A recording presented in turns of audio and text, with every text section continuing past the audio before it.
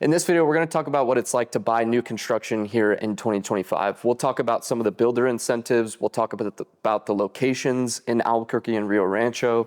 And we'll talk about the pros and cons and really get into some of the details that you need to know before you buy new construction or even consider getting in or going down that path. So first, let's jump into the pros. The first pro is one that is marketed by the builders, and there's an argument either way on this compared to older homes, and that's energy efficiency, right? They talk about new double pane thermal windows.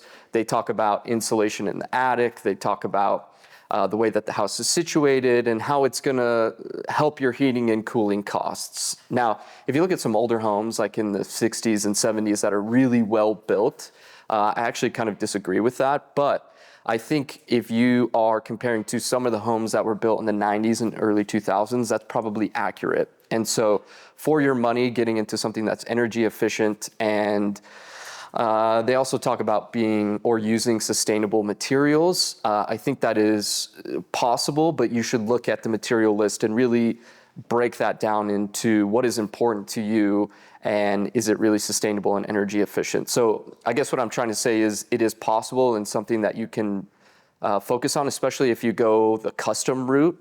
But we're really going to talk about bigger builders, national builders, and some of the local builders that are doing spec homes and communities for you to move into.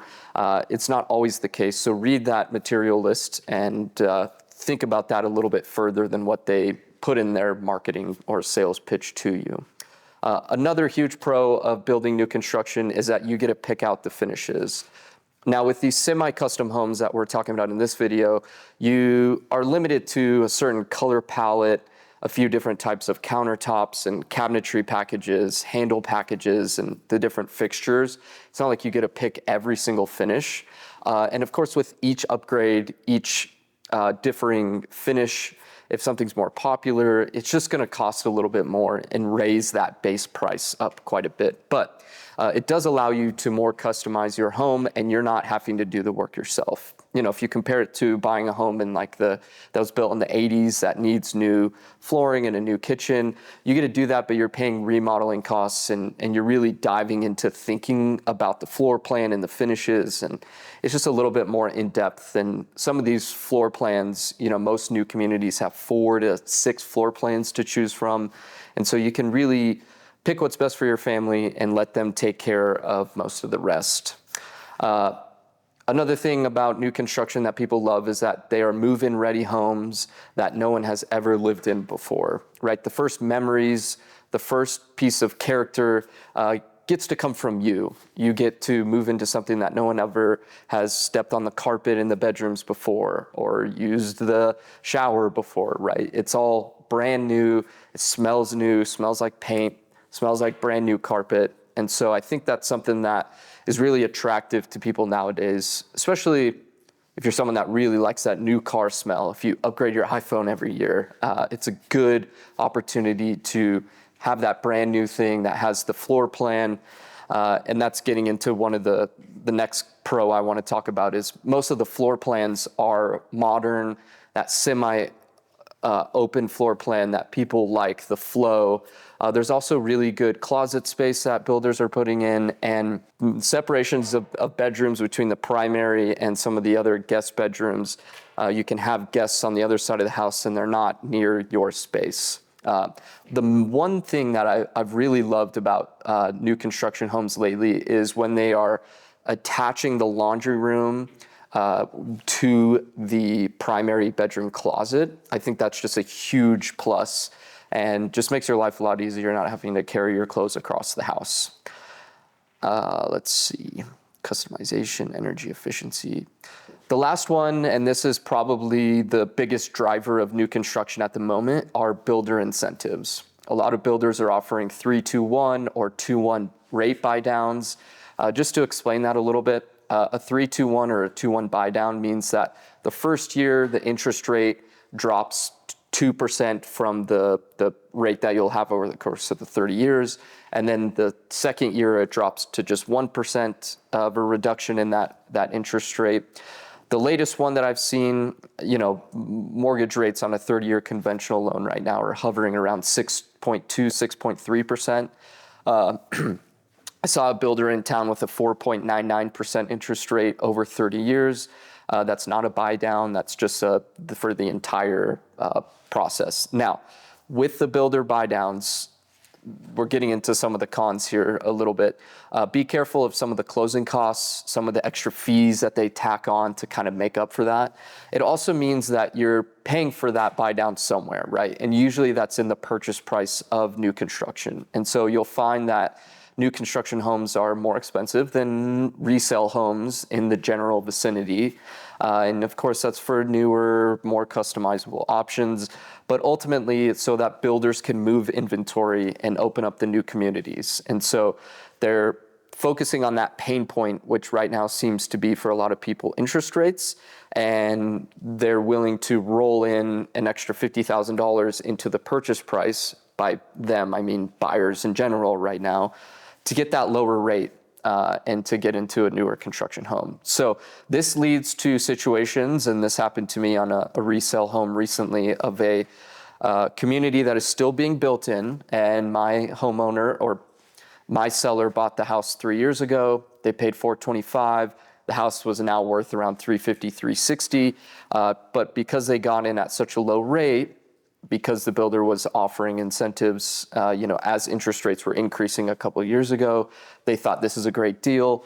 And ultimately, although they didn't pay us much monthly over time, they lost quite a bit of money at closing to get out of the house. And so buying at the higher end of a neighborhood of a general area is generally not the best investment decision. And so sometimes you have to weigh the pros and cons of investment decision versus wanting to be a new home.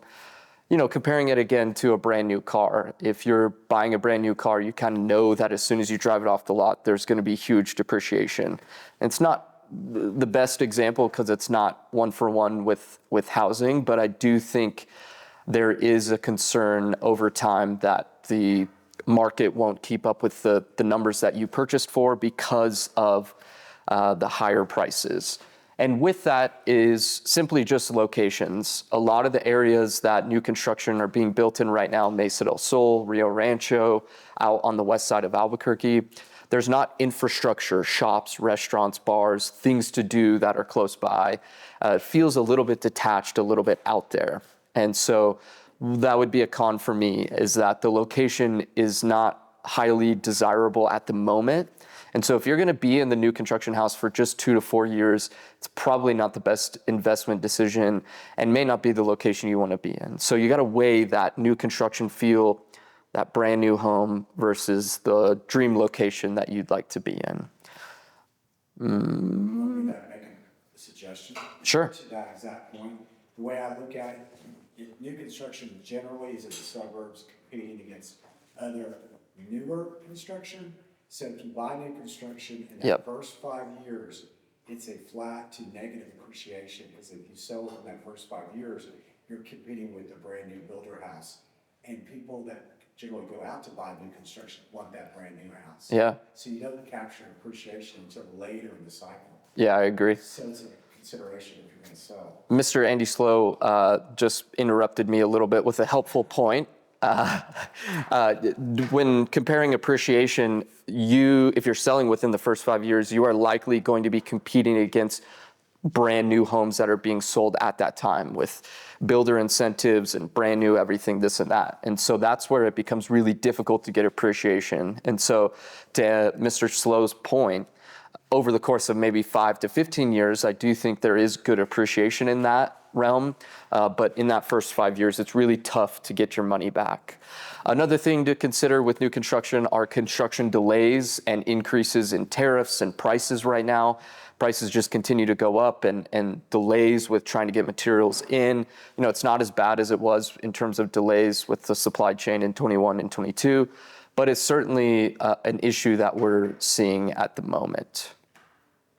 Another con of buying new construction are PIDs, public improvement districts, and HOAs. So let's jump into PIDs real quick. Public improvement districts are the builder of the community is putting the infrastructure of the entire community, think street, sewer, gutter, everything that it takes to just establish the community, back on the homeowners for 20 to 30 years. So you're paying monthly.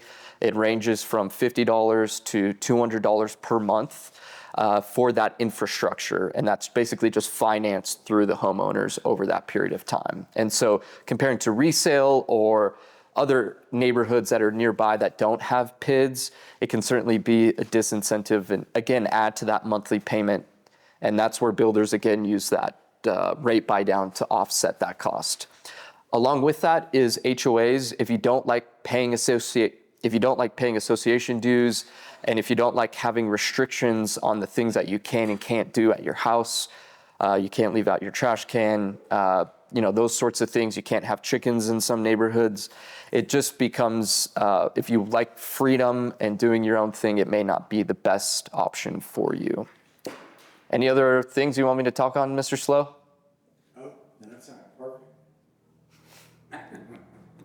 So if you're thinking about buying new construction, I think we went through some pros and cons to consider. Obviously, I would love for you to reach out and ask us questions. We can meet in the office. We can go have a coffee and really talk about what you're looking for and how we can help. If you do go to one of these communities, you're going to be with a sales rep that is represented by the community. And that's when things get a little bit interesting, right? Because they're hired by them to sell the homes. And so they're not looking out for your best interest. It does not cost you anything to have a realtor, and they're certainly not going to reduce the price of the home because you don't have a realtor, right? And then one more thing along with that, please get an inspection. A lot of people skip inspections with new construction because they think there's a warranty or that the builder is just this highly rated builder. Please get an inspection so that you're not moving in and then an issue that is small turns into a big issue. And while you're living there, you have all this remodeling and construction going on.